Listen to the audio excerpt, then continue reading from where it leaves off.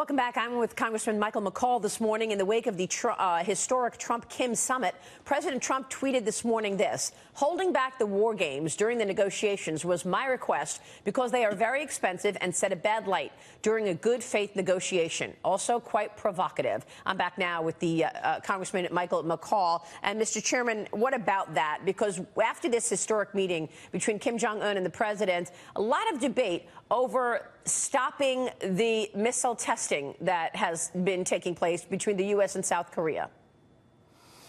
Yeah, I think the president and Secretary Mattis actually supports what the president said with respect to the war games in South Korea. And I think it was a good faith gesture based upon Kim Jong-un's agreement to stop nuclear testing, to destroy nuclear military facilities, and also the remains of our prisoner of war victims over there, to bring those remains back home to the United States. So this is, in my view, the maximum pressure campaign has been working.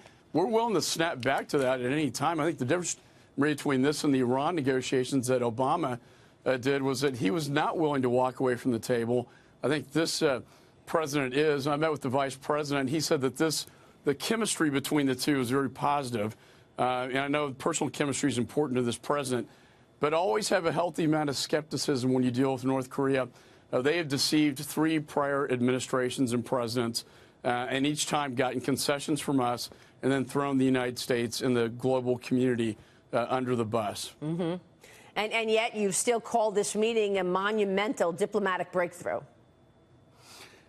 I do. I really do. I mean, Trump he's a different president. He's not going to give away the story. He's going to negotiate. If anybody can get this thing done, and I'll admit it's a big challenge to do so, I think he's the man to do it. He's really negotiating out of strength through peace, like Reagan talked about, because of the sanctions that Congress and the administration put on them. And also, Kim Jong-un looks at his shoreline and sees our submarines and our naval ships. He knows that there is another option here, and it's not a pretty one, and he knows that this president is willing to exercise that if necessary. Of course, that's the path we would least like to see take place. Right. Well, we'll be watching. These is incredible storylines. Mr. Chairman, it's always a pleasure to see you. Thanks so much.